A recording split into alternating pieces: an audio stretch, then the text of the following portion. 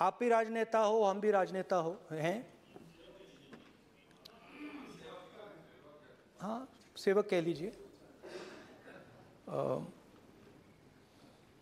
और नॉर्मली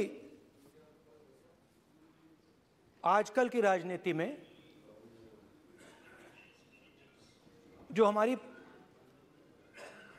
पुराना ट्रेडिशन था पैदल चलने का, वो आजकल हम सब लोग, हम भी आप भी, उस ट्रेडिशन को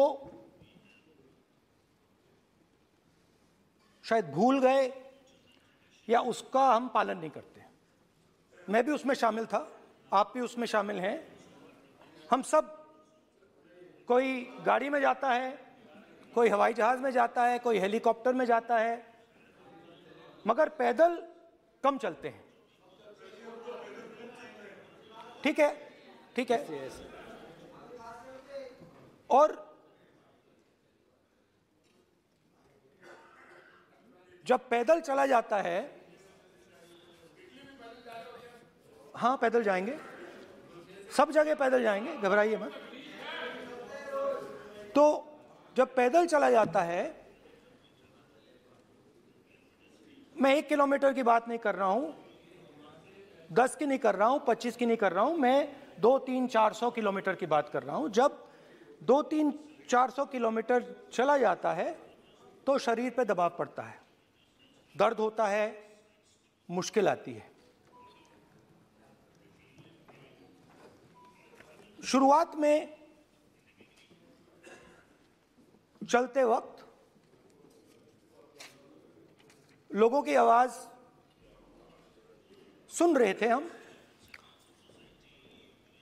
मगर हमारे दिल में यह भी था कि हम भी अपनी बात रखें। कोई हमारे पास आता था, कहता था कि मैं बेरोजगार हूं, और हमें लगता था कि नहीं, हमें कहना चाहिए कि तुम बेरोजगार क्यों हो, कारण क्या है। उसमें हम विपक्ष का रोल भी प्ले कर लेते थे, आपकी भी बुराई कर देते थे। नहीं, वो तो है, वो भी करेंगे, हम भी करेंगे। मगर थोड़ी देर चलने के बाद एक बदलाव आया, और जो हमारी आवाज थी, जो ये डिजायर था बोलने का कि भैया बेरोजगारी इसलिए है, महंगाई इसलिए है, वो बिल्कुल बंद हो गई। क्योंकि हमने इतने लोगों से बात की, मतलब हजारों लोगों से बात की, बच्चों से, बुजुर्गों से, महिलाओं से, माताओं से, बहनों से, कि थोड़ी देर बाद ये बिल्कुल आवाज बंद हो गई। और फिर हम गहराई से, और मैं खुल के कह सकता हूं, मैंने तो अपनी जिंदगी में इस प्रकार से कभी पहले सुना ही नहीं था। क्योंकि हम सब में थोड़ा सा अहंकार होता है कि हम ही बता दें, अपनी बात रख दें।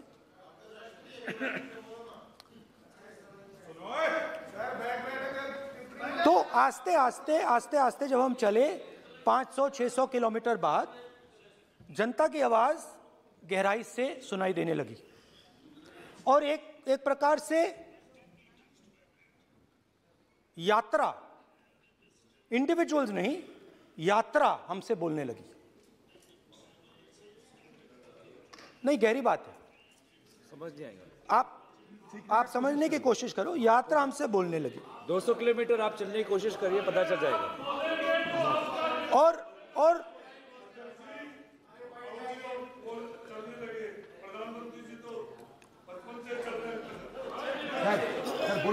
वो चाय बेचने इसलिए जाते थे मेरे। तो यात्रा बोलने लगी। कोई आता था, कहता था, युवक आता था, कहता था मैं बेरोजगार हूं। हम सवाल पूछते थे, क्या पढ़ा आपने, इंजीनियरिंग की, अब क्या करते हो। कोई कहता था मैं बेरोजगार हूं, कोई कहता था मैं उबर चलाता हूं, कोई कहता था मैं मजदूरी करता हूं। किसान आए हजारों, प्रधानमंत्री बीमा योजना की बात की कि हम पैसा भरते हैं, तूफान आता है, आंधी आती है, पैसा गायब हो जाता है।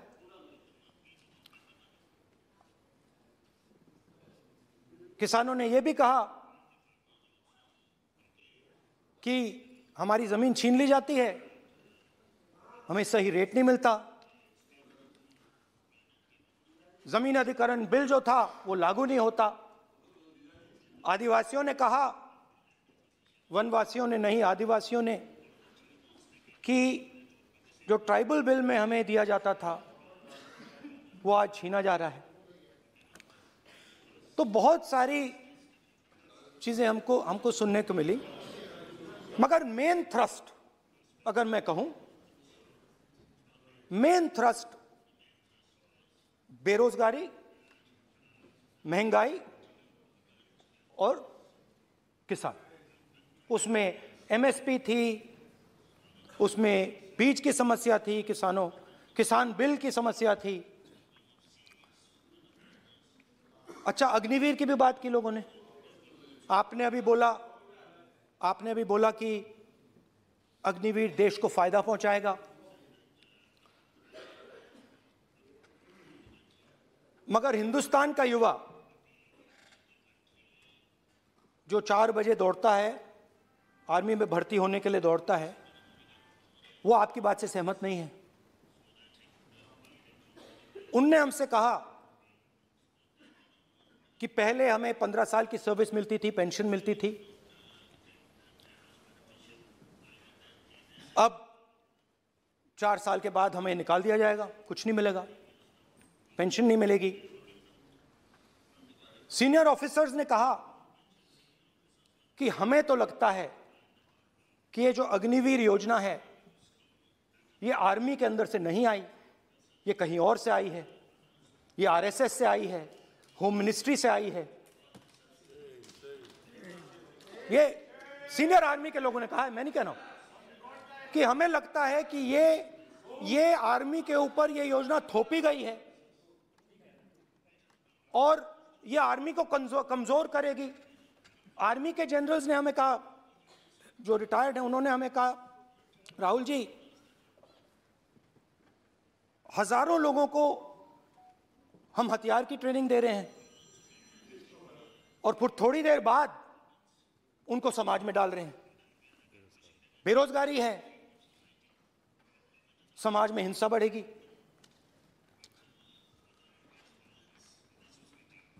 तो उनके मन में था कि ये जो अग्निवीर योजना जो है,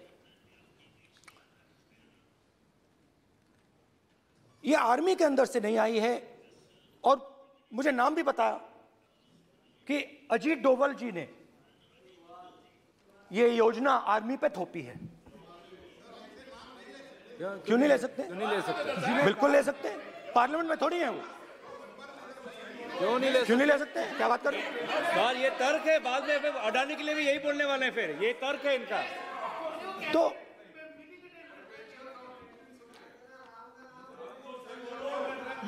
इंटरेस्टिंग बात यह है कि मैंने फिर प्रेसिडेंट्स एड्रेस पढ़ा। देश के सब युवा अग्निवीर अग्निवीर अग्निवीर अग्निवीर बोल रहे हैं, कह रहे हैं कि ये आर्मी के ऊपर थोपा गया है, हमें नहीं चाहिए। आर्मी के लोग कह रहे हैं हमें नहीं चाहिए। जैसे मैंने कहा, आर्मी को लगता है कि होम मिनिस्ट्री ने इनके ऊपर थोपा है, आरएसएस ने ये उनके ऊपर थोपा है। तो ये आवाजें आ रही हैं। अब मैंने आपका बैठिए, अब बैठिए, कौन सा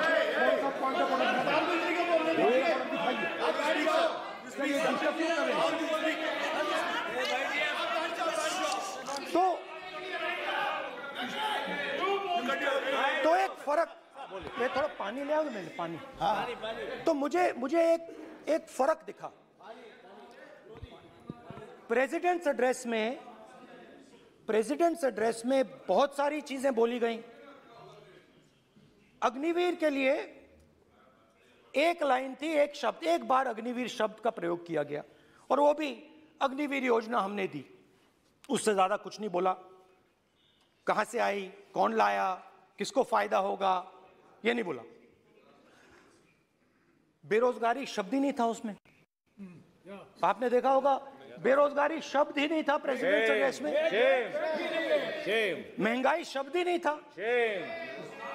तो जो यात्रा में हमें सुनने को मिला, अग्निवीर, महंगाई, किसान, बेरोजगारी, प्रेसिडेंट एड्रेस में था ही नहीं। उस पे नहीं है।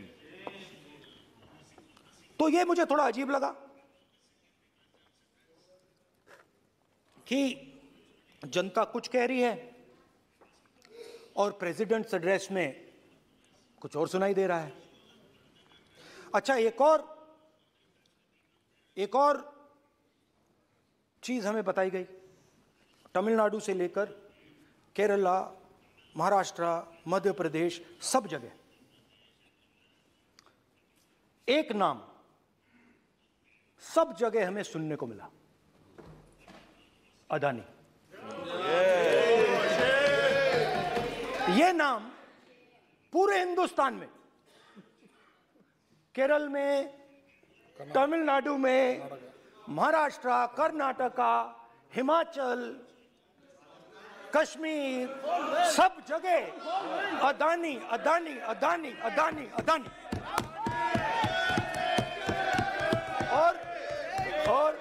और ये नाम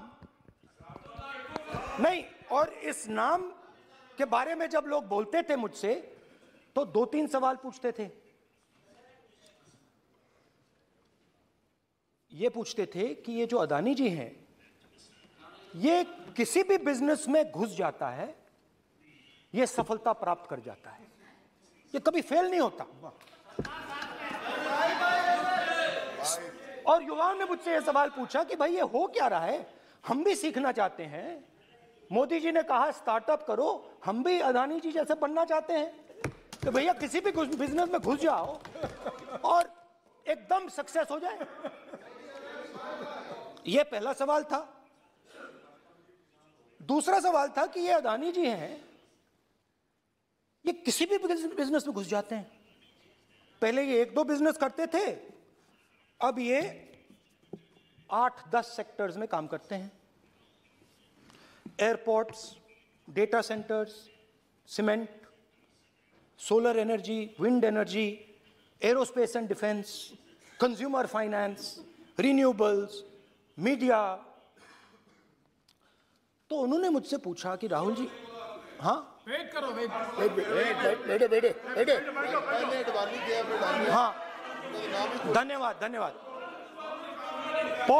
पोर्ट्स की बात भी थी।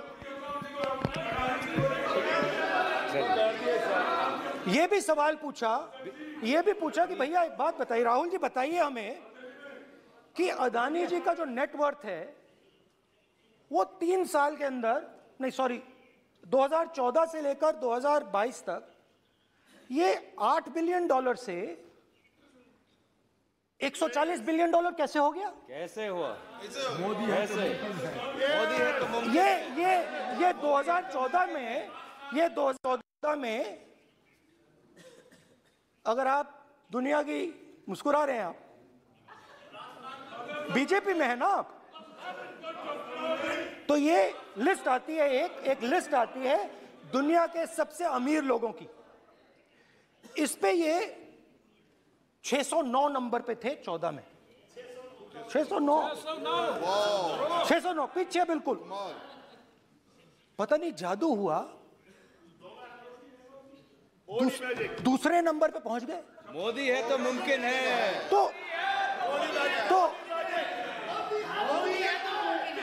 तो मुझसे पूछा यार, बहुत सारे लोगों ने पूछा कि भैया राहुल जी बताइए, हिमाचल में सेब की बात होती है, अदानी जी। कश्मीर में सेब की बात होती है, अदानी जी। पोर्ट्स की बात होती है, अदानी जी। एयरपोर्ट्स की बात होती है, अदानी जी। इंफ्रास्ट्रक्चर, अच्छा हम सड़क पे चल रहे हैं, मैं पूछूं किसने बनाई, अदानी जी। तो लोगों ने यह भी पूछा कि राहुल जी, ये जो अदानी जी जो हैं, इनकी सफलता कैसे हुई, ये इतने बिजनेसेस में कैसे घुस गए? इतनी सफलता कैसे प्राप्त हुई, और सबसे जरूरी सवाल, इनका हिंदुस्तान के प्रधानमंत्री के साथ क्या रिश्ता है और कैसा रिश्ता है? देश जानना चाहता है, तो देश जानना चाहता है। ये देखिए रिश्ता, ये देख लीजिए। प्लीज पोस्टर माननीय सदस्य, पब्लिक में सर, माननीय सदस्य पोस्टर लीजिए। नहीं, प्लीज पोस्टर नहीं। पोस्टर नहीं है सर। देखिए आप पोस्ट बैठिए, एक मिनट बैठिए। आप पोस्टरबाजी करेंगे तो इधर नहीं, सर। कहेंगे राजस्थान के मुख्यमंत्री का पोस्टर चिपकाएंगे। पोस्टरबाजी के लिए सदन नहीं है। आप बात करें, पोस्टरबाजी नहीं। स्पीकर सर, आप वरिष्ठ सदस्य हैं, स्पीकर सर, तो पोस्टरबाजी उचित नहीं है। स्पीकर सर, पोस्टरबाजी उचित नहीं है, सर। प्लीज। हो गया। राजस्थान के मुख्यमंत्री, ये सच्चाई है।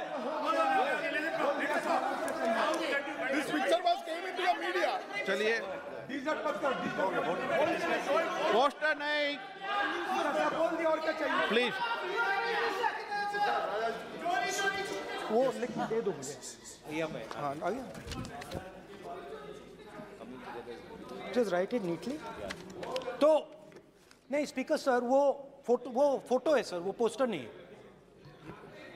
आप वरिष्ठ सदस्य हैं। प्राइम मिनिस्टर की फोटो है सर, उसमें नियम में बहुत नहीं है। उनका अच्छा चेहरा सदन ने दिख नियम रहा है। बनाया है। उनके वहां पे उनके पीछे अदानी का लोगो है, अदानी जी के हवाई जहाज में घुस रहे हैं।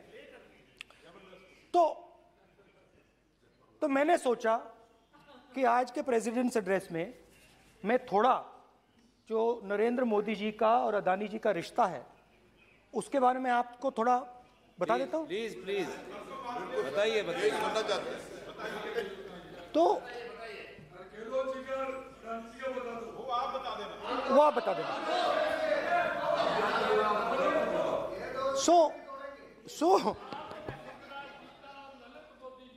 So the relationship begins many years ago when Narendra Modi ji was the Chief Minister of Gujarat. And when most of India's business was asking questions of the Prime Minister, was against the Prime Minister, one man stood shoulder to shoulder with the Prime Minister. He didn't back down. That's commendable. It's not a joke. He was loyal to the Prime Minister. And what did he do? He helped Mr. Modi construct the idea of resurgent Gujarat. Right? The idea that you bring these businessmen together, and you call it resurgent Gujarat, vibrant Gujarat, they're both. And he was the backbone in setting up that group of people. Okay? And the result of that was tremendous growth of his businesses in Gujarat, expansion of his businesses. I think then the real magic starts. जब प्रधानमंत्री जी दिल्ली आते हैं और 2014 में असली जादू शुरू होता है। मैंने कहा कि 2014 में वो 609 नंबर पे थे, कुछ ही सालों में वो दूसरे नंबर पे पहुंच गए। कैसे पहुंचे? मैं आपको, बहुत सारी इंडस्ट्रीज में काम करते हैं, मैं आपको 2-3 इंडस्ट्रीज का उदाहरण दे देता हूं। एयरपोर्ट इंडस्ट्री की बात, एयरपोर्ट्स की बात करते हैं।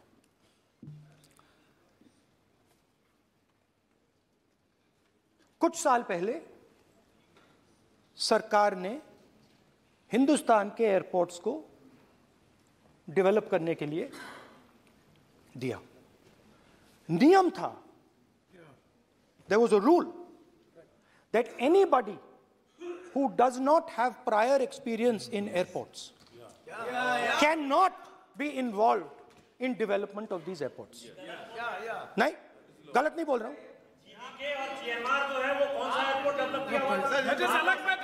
आप बैठ जाइए।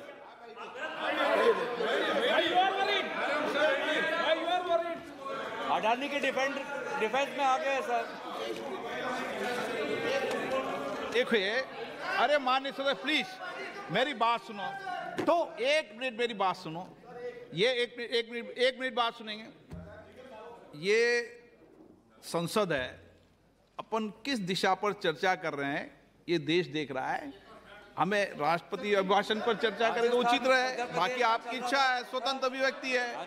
मेरा मानना ये है तो अपन एक विषय पर ओके तो आपको तो रूल था, नियम था। हाँ, पॉइंट ऑफ ऑर्डर किस पे है ये? सर कैसे एयरपोर्ट का प्राइवेटाइजेशन तो उनके समय हुआ, ऐसी कोई पार्टी थी जिसका अनुभव था? ये कौन सी बात कर रहे हैं? बोलिए।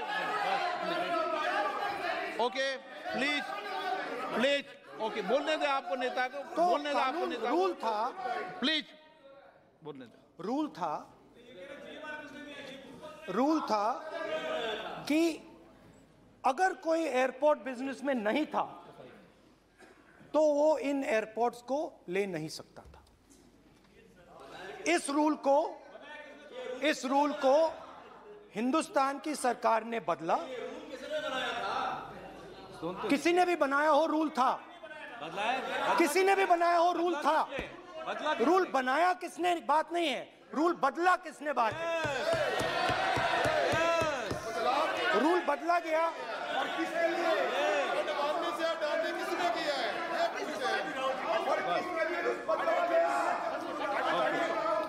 रूल बदला गया।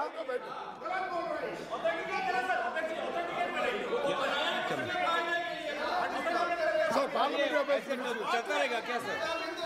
आप रूल को बदला गया। सर बोलने दीजिए। करना चाहिए सर, ऑथेंटिकेट करना चाहिए। चलिए चलिए आप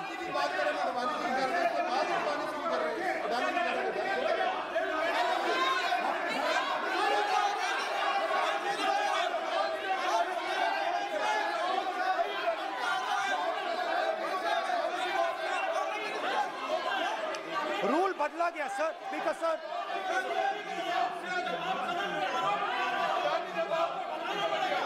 बैठे बैठे।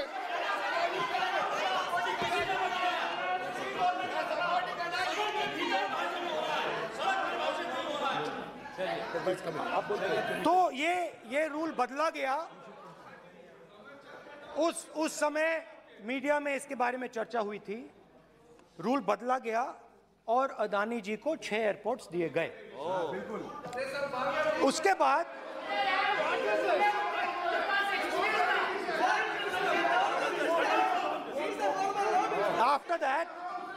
after that India's most strategic profitable airport, Mumbai Airport, was taken away by GVK, hijacked by using the agencies. The agencies को CBI, ED का प्रयोग कर GVK पर दबाव डालकर हिंदुस्तान की सरकार ने उस एयरपोर्ट को अदानी जी के हाथों में कर दिया। रिजल्ट क्या आया?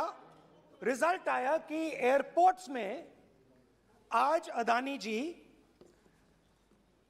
24% हिंदुस्तान की एयर ट्रैफिक को अपने एयरपोर्ट से निकालते हैं और 31% एयर फ्रेट उनके एयरपोर्ट्स में से निकलता है। अब यह काम हिंदुस्तान की सरकार और हिंदुस्तान के प्रधानमंत्री जी ने फैसिलिटेट किया। तो बताइए, बोलिए विधि मंत्री। और ये जो सर ये हाउस में सर ये बोल रहे हैं, तुम तो ज्ञान बांट रहे हो। बैठ जाओ। कानून की सर ये कानून की बात यहाँ बहुत गंभीर मिनिस्टर हैं ये देश सर, ये राष्ट्रपति का उद्बोधन को लेकर एक गंभीर चर्चा हो रही है। जो भी मेंबर कुछ भी बात करे विद फुल रिस्पॉन्सिबिलिटी ऑथेंटिकेट करें। और ये वाइल्ड एलिगेशन अपना एक सोच के आया है, बिना तर्क के ऐसे वाइल्ड एलिगेशन लगा रहे हैं, ये कोई मतलब नहीं है सर, ये ऐसे नहीं बोल सकते। और वो सर तर्क रखना पड़ेगा। अगर एलिगेशन लगा रहे हैं तो आपको पूरा डॉक्यूमेंट प्रूफ के साथ आपको रखना पड़ेगा। दे देंगे आप ऐसे बातें नहीं दे कर सकते। देंगे। और ये गंभीरता को समझिए, ये डॉक्यूमेंट्री प्रूफ दे देंगे।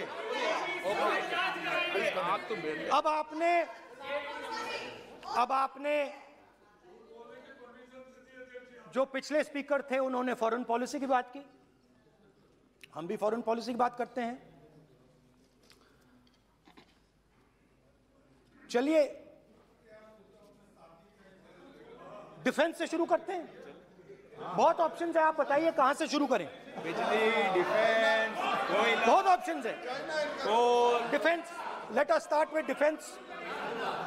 अब डिफेंस में अदानी जी का कोई एक्सपीरियंस नहीं था, जीरो एक्सपीरियंस। कल मैंने प्रधानमंत्री को HAL में देखा। प्रधानमंत्री जी ने कहा कि गलत आरोप लगाया, मगर रियलिटी तो यह है कि HAL का जो कॉन्ट्रैक्ट था 126 हवाई जहाजों का, वो अनिल अंबानी को चला गया और अनिल अंबानी बैंकरप्ट हो गया। वहां भी फैसिलिटेशन था। अब देखिए, और ये जो फ्यूचर एंटरप्रेन्योर्स हैं, जो बिजनेस स्कूल हैं, हार्वर्ड यूनिवर्सिटी ऐसे स्कूल हैं, इनको इसका केस स्टडी, इसकी केस स्टडी बनानी चाहिए, शायद बने। How to use government power to build individual businesses, case study.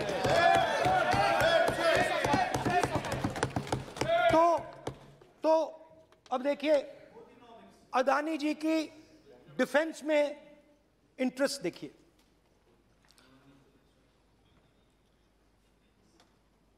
Elbit company के साथ हिंदुस्तान में अदानी जी ड्रोन्स बनाते हैं। ड्रोन्स को हिंदुस्तान की एयरफोर्स, आर्मी, नेवी के लिए रीफिट करते हैं।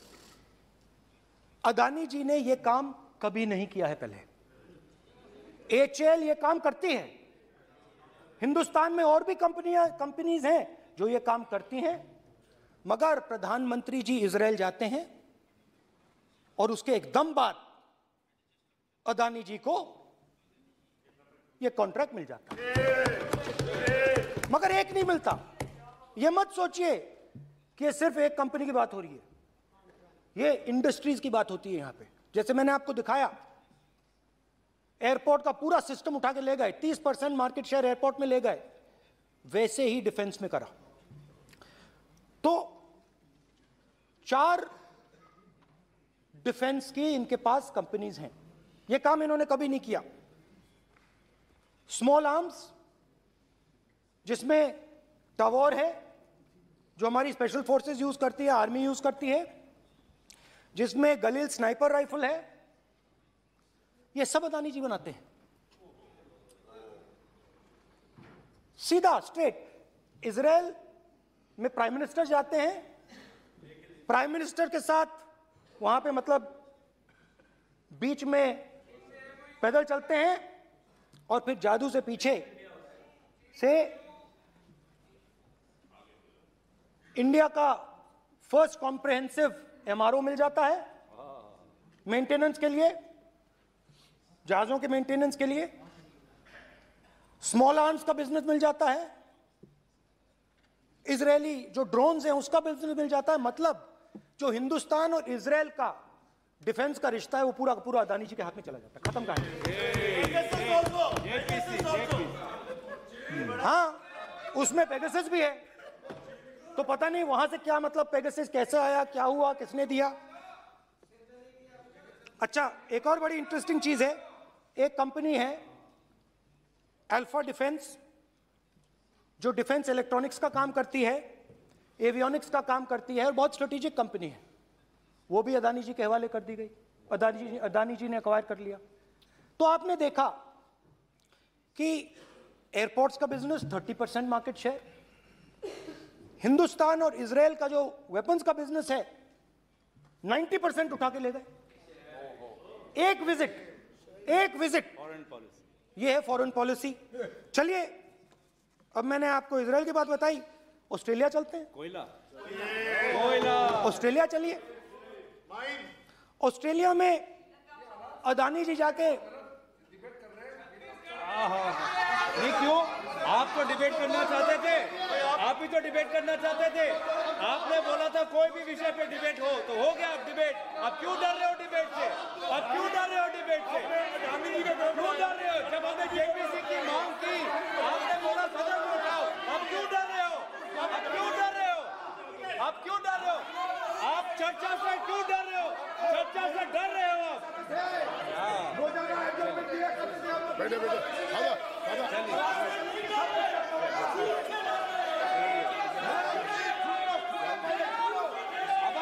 अब सुनना पड़ेगा, अब सुनना पड़ेगा, अब सुनना पड़ेगा। ऑस्ट्रेलिया जाते हैं, प्रधानमंत्री ऑस्ट्रेलिया जाते हैं।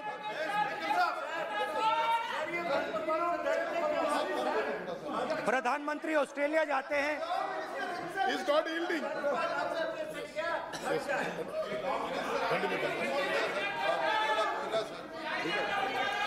ऑस्ट्रेलिया जाते हैं।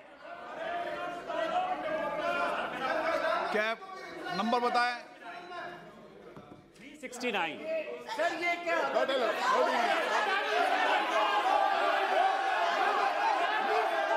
369 सर, ये कहता है sir, a paper or document to be laid on the table shall be duly authenticated by the member presenting it। देखिए पूरा सरकार इन्होंने सर, मैं इनको चैलेंज करता हूं कि जीएमआर और जीबीके उसको कब एयरपोर्ट का जो है संचालन का अधिकार था और कौन सा रूल है वो कोट करे सर।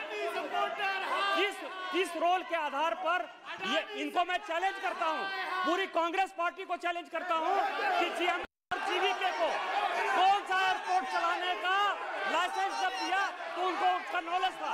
मैं चैलेंज करता हूं पूरी कांग्रेस पार्टी को।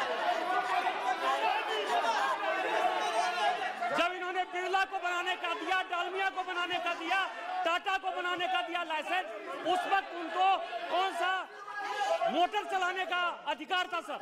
ये गलत बयानी कर रहे हैं। मेरा ये कहना है कि आप एलिगेशन प्रधानमंत्री को ऊपर लगा रहे हैं, आप पेपर दीजिए और कौन सा रूल भारत सरकार ने चेंज किया एयरपोर्ट में अडानी के लिए वो ऑथेंटिकेट कीजिए, नहीं तो इस तरह की बात नहीं कर सकते हैं।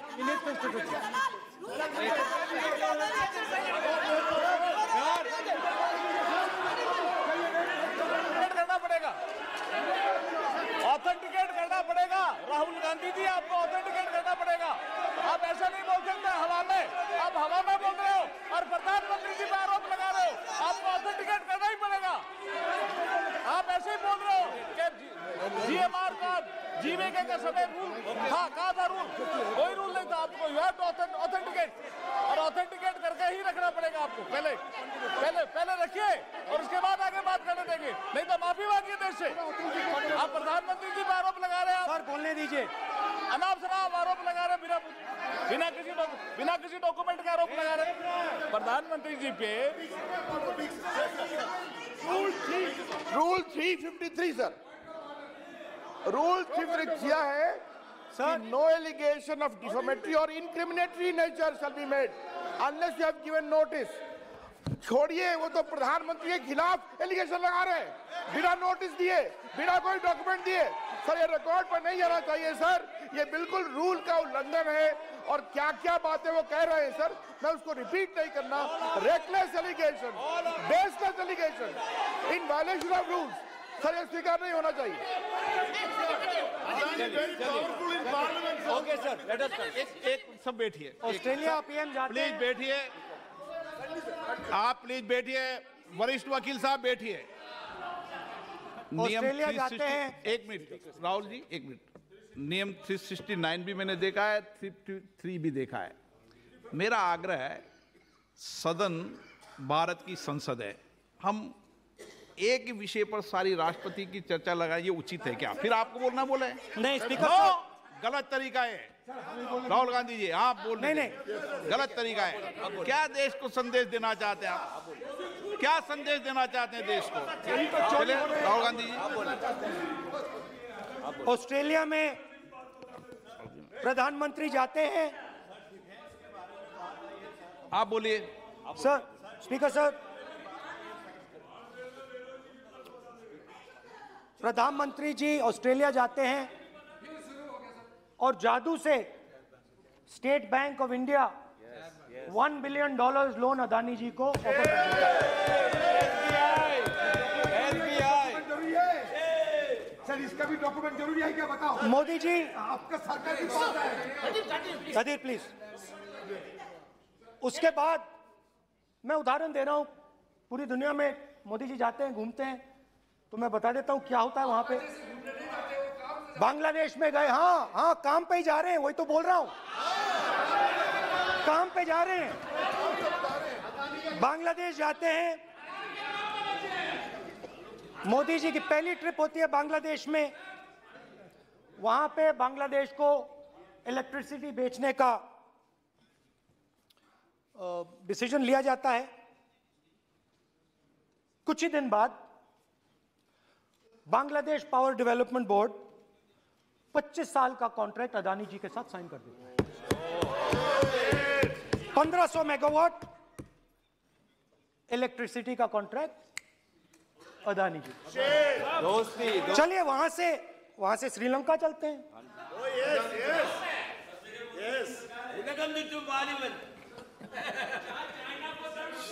जून 2022 में Chairman of Sri Lanka's Ceylon Electricity Board, MMC Fernando, informed a parliamentary committee in Sri Lanka in open hearing that he was told by President Rajapaksa that PM Modi pressured him to give the wind power project directly to Mr. Adani.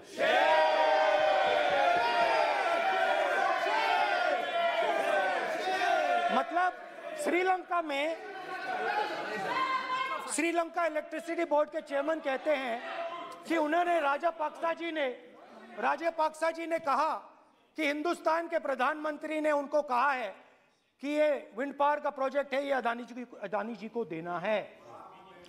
तो ये रही आपकी foreign policy. ये हिंदुस्तान की foreign policy नहीं है, ये अदानी जी की फॉरेन पॉलिसी है, उनके बिजनेसेस बनाने की फॉरेन पॉलिसी है। अब यात्रा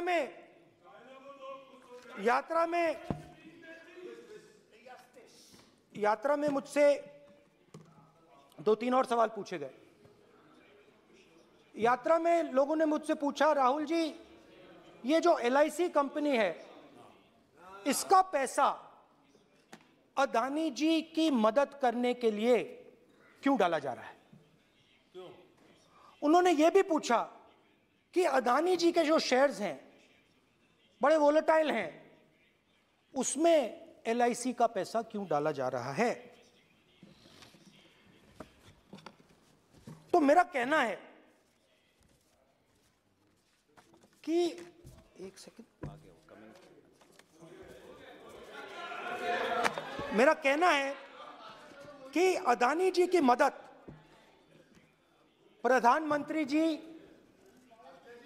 और हिंदुस्तान की सरकार कैसे करती है।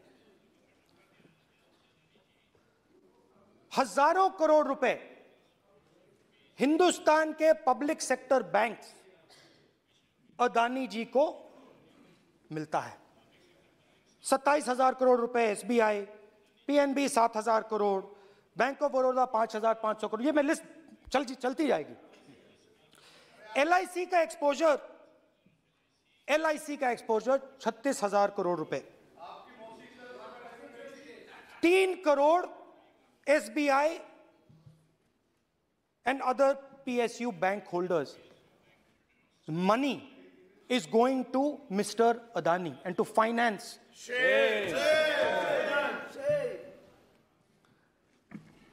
Now, of course, there is another question. तो मदद कैसे हो रही है?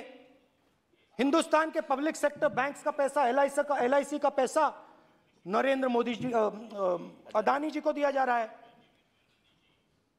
अगर कोई सामने खड़ा हो जाता है, जैसे जीवी के लोग खड़े हुए, ED CBI एजेंसीज आ जाती है, उनको परे कर देती हैं। तेलंगाना में भी एक पोर्ट का उदाहरण था, आंध्रा, सॉरी।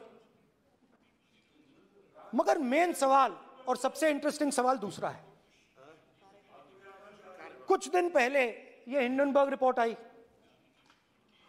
उसमें लिखा था कि अदानी जी की हिंदुस्तान के बाहर शेल कंपनीज हैं। ये जो शेल कंपनीज हैं, सबसे पहला सवाल है, ये हैं किसकी? ये किसकी है मॉरिशस में जो शेल कंपनीज हैं?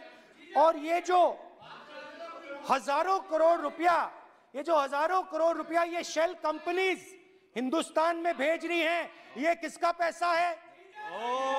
और क्या ये काम अदानी जी फ्री में कर रहे हैं? अब मैं ये सवाल क्यों पूछ रहा हूं? क्योंकि अदानी जी स्ट्रेटेजिक बिजनेसेस में काम करते हैं। अदानी जी हिंदुस्तान के पोर्ट्स को डोमिनेट करते हैं। अदानी जी हिंदुस्तान के एयरपोर्ट्स को डोमिनेट करते हैं। और जैसे मैंने कहा, अदानी जी हिंदुस्तान की डिफेंस इंडस्ट्री में बहुत जरूरी रोल प्ले करते हैं। तो मेरा पहला एक छोटा सा सवाल है कि जो शेल कंपनीज हैं, इनके बारे में हिंदुस्तान की सरकार ने कोई सवाल नहीं उठाए कि ये कौन लोग हैं, ये किनकी कंपनीज हैं? ये स्ट्रेटेजिक मामला है, पोर्ट्स का मामला है, एयरपोर्ट्स का मामला है, डिफेंस का मामला है, और जो कंपनी इन स्ट्रेटेजिक एरियाज में काम कर रही है उनके बारे में आपको मालूम ही नहीं। ये नेशनल सिक्योरिटी का मुद्दा है, आपको मालूम ही नहीं कि ये शेल कंपनीज किसकी हैं, कितना पैसा आ रहा है, किसका पैसा आ रहा है। तो एक बहुत बड़ा सवाल है, ये पैसा किसका है, ये शेल कंपनीज किसकी हैं, और ये हिंदुस्तान की सरकार की जिम्मेदारी है ये पता लगाना ये किसकी शेल कंपनीज हैं और ये किसका पैसा अंदर आ रहा है। JPC, we want JPC.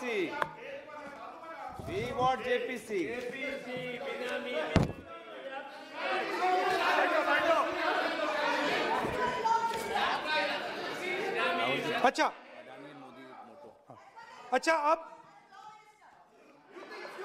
अब चलिए छोटा सा बजट के बारे में बता देता हूं। 2022 में अदानी जी अनाउंस करते हैं कि वो $50 बिलियन इन्वेस्ट करेंगे to build the world's largest green hydrogen ecosystem. और इस बजट में बीजेपी की सरकार निर्मला सीतारमण जी कहती हैं हम ग्रीन हाइड्रोजन के लिए बहुत ह्यूज इंसेंटिव्स देंगे, 19,700 करोड़ रुपए हम ग्रीन हाइड्रोजन के लिए देंगे, मतलब अदानी जी को देंगे। जुगलबंदी बजट में अदानी जी के लिए 50 नए airport, coastal shipping, horticulture, grain storage, ये सब काम आप कर रहे हैं। तो मेरे सिर्फ कल प्रधानमंत्री जी आज कल भाषण देंगे, मेरे उनसे 2-3 छोटे से सवाल हैं। मेरा प्रधानमंत्री जी से 2-3 सवाल हैं।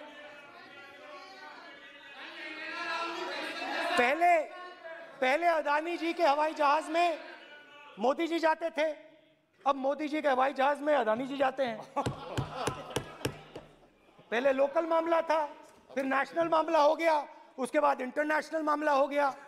अदानी जी के लिए बोरिस जॉनसन का बेटा काम करता है, आपको पता नहीं मालूम है या नहीं मालूम? भाई सॉरी, नहीं बेटा भी, भाई काम करता है। तो ये मामला पहले गुजरात का मामला था, फिर ये हिंदुस्तान का मामला हुआ, अब ये इंटरनेशनल मामला हो गया है। तो मेरा सवाल प्रधानमंत्री जी से, और सिंपल सवाल है, प्रधानमंत्री जी आपकी फॉरेन ट्रिप्स पे अदानी जी और आप कितनी बार एक साथ गए? अदानी जी, how many times did you travel together with Adani ji? How many times did Adani ji join you later on a visit? How many times did Adani ji travel to a country immediately after you did? Good question. And in how many of these countries after you visited did Adani ji get a contract? Good question. Also an important question, जरूरी सवाल. अदानी जी ने BJP को पिछले 20 साल में कितने पैसे दिए हैं?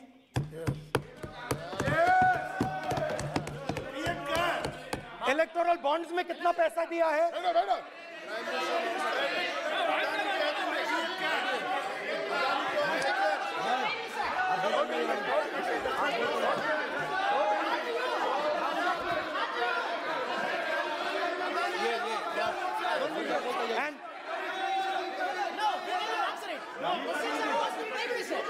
Questions are posed to Prime Minister, please. Sir, खत्म करने दीजिए सर. Concluding. Sir, concluding. और बहुत सुंदर तरीके से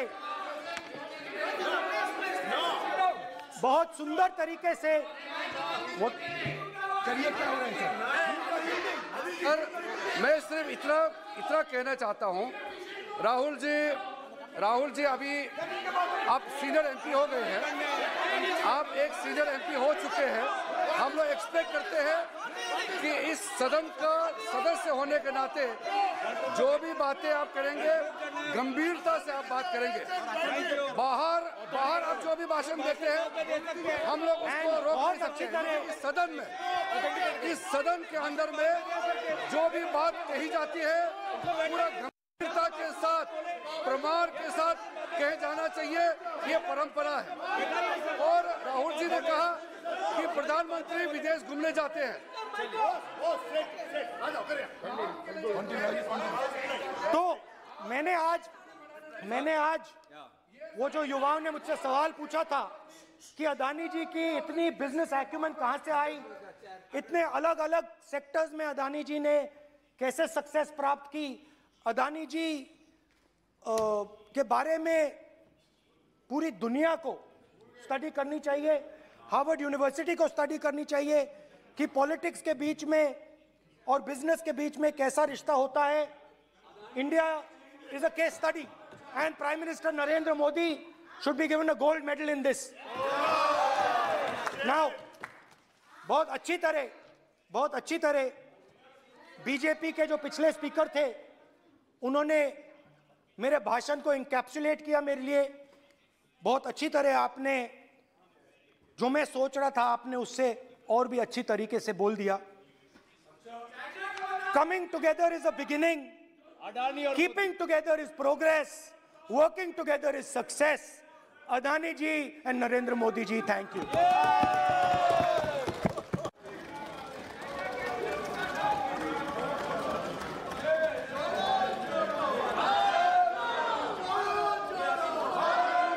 भारत जुड़ा हुआ है, चिंता मत करो.